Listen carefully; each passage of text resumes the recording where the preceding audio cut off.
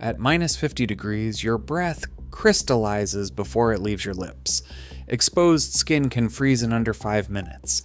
And yet, 300,000 people wake up every morning in Yakutsk, the coldest city on Earth, send their children to school, keep their engines running through the night, and call it normal. How an entire city survives where human life was never meant to be permanent. That story starts almost 400 years ago. Yakutsk began as a fort, not as a comfort project. In 1632, the Russian explorer Petr Beketov led a small band of Cossacks to build a wooden stockade on the banks of the Lena River. This outpost was never about ease of living.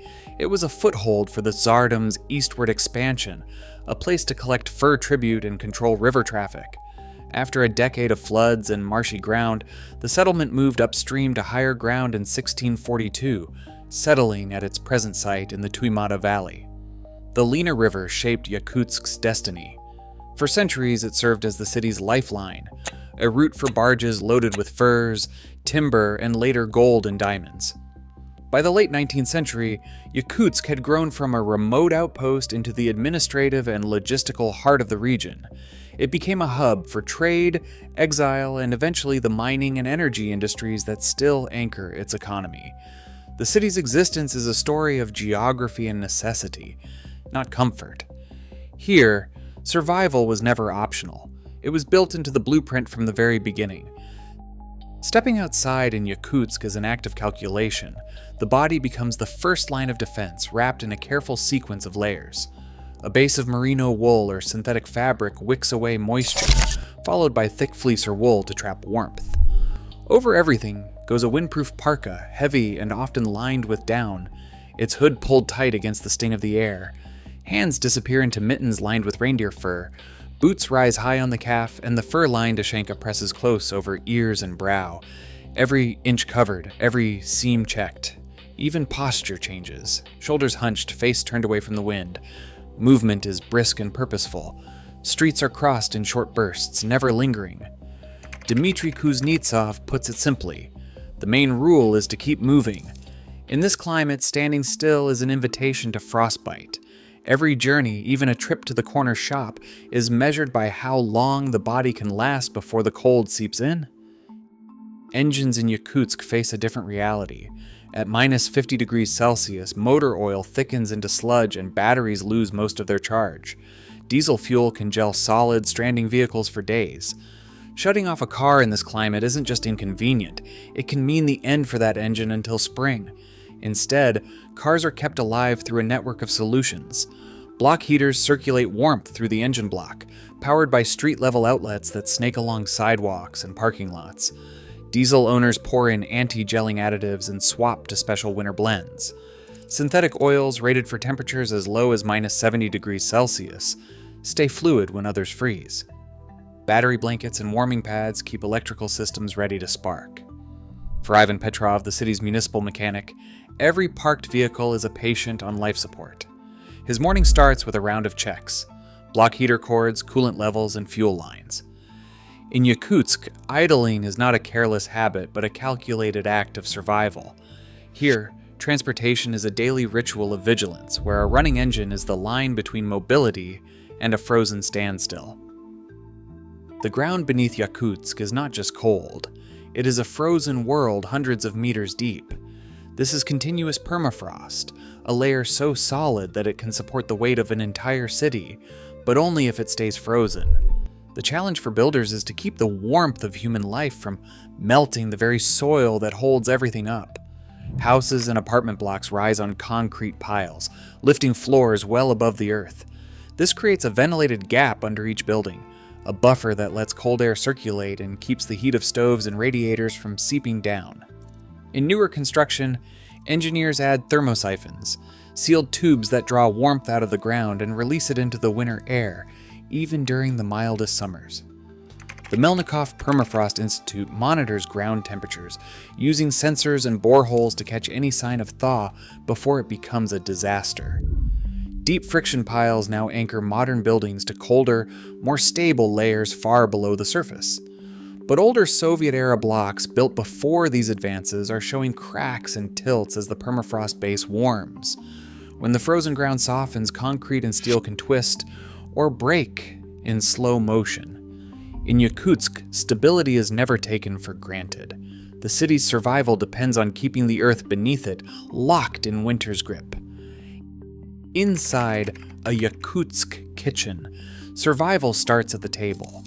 Winter meals are built for function, not fashion. Each bite is designed to fuel bodies against the relentless cold. The day might begin with slabs of reindeer or horse meat, boiled or stewed, their dense protein and fat providing the slow-burning energy needed to face sub-zero winds. Stroganina, thin ribbons of frozen river fish, is shaved directly from the block and eaten raw, the ice crystals crunching between teeth. For locals, this is not a novelty. It is a staple, a way to preserve nutrition when the outside world is a deep freeze. Organs like liver and kidney, harvested during the fall, are stored on balconies or in outdoor sheds, where the air itself acts as a freezer. Each meal is heavy, rich, and deliberate, reflecting the body's need to burn extra calories just to stay warm. In Yakutsk, food is less about taste and more about endurance. Every dish is a tool for survival, shaped by centuries of adaptation to the world's deepest cold. At the central market, commerce unfolds on a surface of packed snow. Vendors stand behind open-air stalls, their breath hanging in the air, surrounded by rows of fish and slabs of meat frozen so solid they ring when tapped. Here, the cold is not a challenge. It is an asset. Fish caught in the Lena River freeze within hours, preserving their texture and flavor without the need for ice or refrigeration. Meat arrives from distant villages, hauled over winter roads that only exist when the ground is hard as iron. The air itself forms an unbroken cold chain, keeping every cut fresh until it is sold. Yet, vigilance remains. Irina Sokolova, a longtime vendor, says the cold keeps the fish fresh and they sell it the same day it is caught. Vendors check for freezer burn and trim away any signs of spoilage, treating the climate as both ally and adversary. For buyers and sellers alike, the market is a place of routine, not spectacle, a living proof that survival here is woven into ordinary life. On a winter morning in Yakutsk, the school day begins long before the first bell. The city's rules are clear. If the thermometer reads below minus 45 degrees Celsius, primary schools close. For older students, the threshold is minus 50 degrees Celsius. But most days, classes go on and families prepare as usual. Children pull on layer after layer, including thermal underwear, thick socks, fur hats, and boots, before stepping out into air that bites at any exposed skin with cold. School buses are started early, their engines humming in the dark, warming the interiors for at least 20 minutes so that no child boards a frozen seat. At the school doors, students gather in the vestibule, a buffer zone of warmth, waiting as the building's boilers bring the classrooms up to a steady 20 degrees Celsius. Anna Kuznetsova, a primary teacher, watches her students through the glass, counting heads as she shortens the day's lessons to match the cold. Backup generators stand ready in case the power flickers. In these conditions, the classroom itself becomes a kind of shelter, a place where learning continues, insulated from the world outside, yet always shaped by the cold that presses at every wall. 5 hours of daylight in December barely registers as a morning before dusk returns. The darkness weighs on the city, seeping into homes and routines. For many, the lack of sunlight is more punishing than the cold itself. Local clinics report that about 12% of adults experience seasonal affective disorder each winter, twice the national average. The body responds to the gloom and cold in other ways too. A decade-long study found that when temperatures plunge to minus 45 and below, deaths from ischemic heart disease among working-age adults more than double, with overall mortality rising across all ages. The cold is relentless, but so is the need for warmth and light.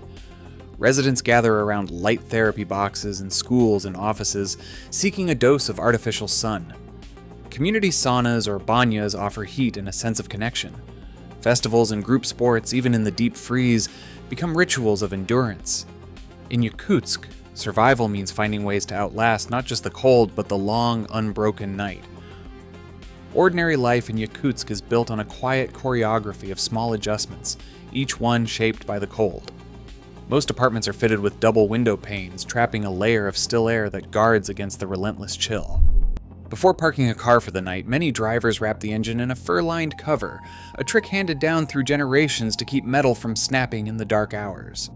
In the bathroom, the bathtub may fill from the top, not the tap below, and this keeps water in the drain pipe, forming a plug of ice that prevents the pipe from bursting. On balconies, cartons of milk and slabs of fish sit out in the open, frozen solid by the air itself. Even the smallest routines shift. Disposable face masks can shatter when the temperature falls near -55, so people tuck them into pockets or switch to thick cloth. In Yakutsk, these details fade into the background, as natural as breathing. Adaptation. Here is not a spectacle, but a way of living that becomes almost invisible until you notice how every object, every habit bends to the cold. Here, daily life is measured in breaths that freeze and footsteps on permafrost. As global temperatures shift and permafrost thaws elsewhere, Yakutsk stands as a living test. How far can human adaptation stretch before the climate outpaces us? The cold is constant, but change is catching up.